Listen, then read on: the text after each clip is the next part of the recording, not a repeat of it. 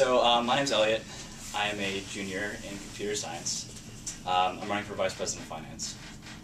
So a big reason why I'm a part of the Open Slate is because as a member of Treasury, as a member of Budget Committee, and as Speaker of the Treasury, I have really seen the hoops that individual students have to go through in order to get access to their student activities fee.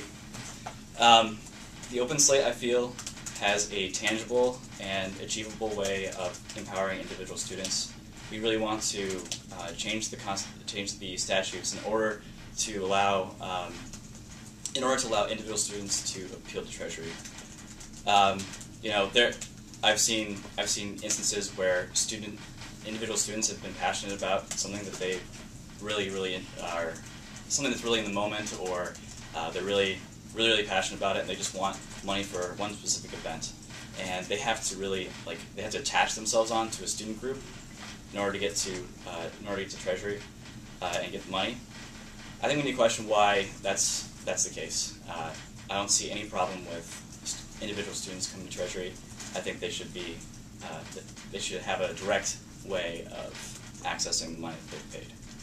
You said, will there be any accountability? How will you assure that these students that you use, that get money, use it the right way? So one thing that I've been working on this semester as speaker is the Treasury Liaison Program. It's designed to give students and student groups currently the level playing field in order to, when they come to Treasury. It has a before appeal component and an after appeal component.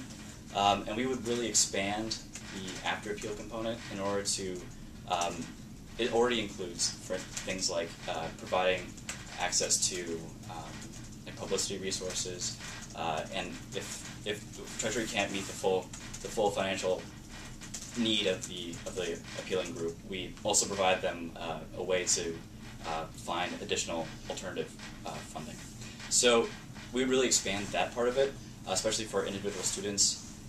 We would also require that they go through a short treasurer's training because that's a requirement, especially for it's something that we can't change. So we need to, in order to make students accountable, we'll have like the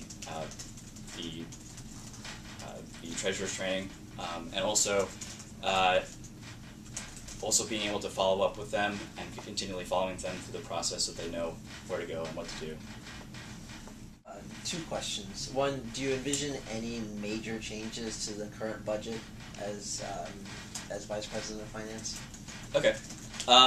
So something that the current Vice President of Finance, David Cohen, did was to allocate a certain amount of money for Assembly Series speakers. So that's $100,000 that was set aside essentially in Treasury to bring in large speakers during the spring semester. So what we want to do is we want to double that, and we want to expand it to the fall semester. I think their student groups are ready to go with lots of great ideas for different speakers, and they probably want to do that. There's no reason why they shouldn't be able to do it in the fall. So we really want to expand that account and bring it to the fall as well.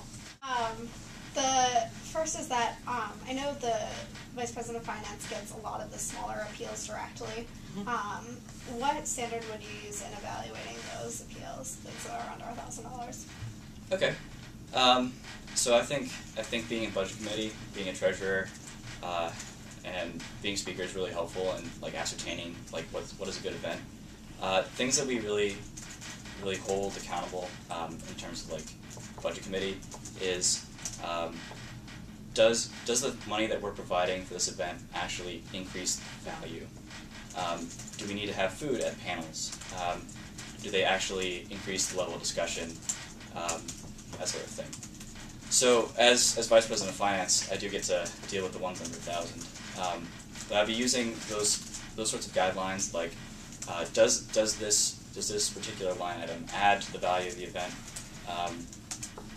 Other things that I would be personally concerned about is pursuing avenues of more, if a particular line item is like paper plates or something, I would be trying to work with that group in order to figure out, is there a more sustainable way that you can have silverware and stuff at your event without without having to buy extra plates. So trying to work with the group.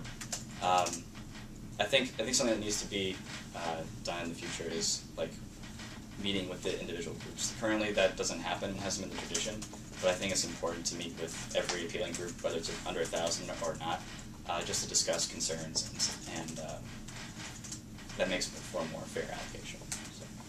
And related to that, how do you envision your role in relationship with Treasury and in the way that they make decisions as well? Okay.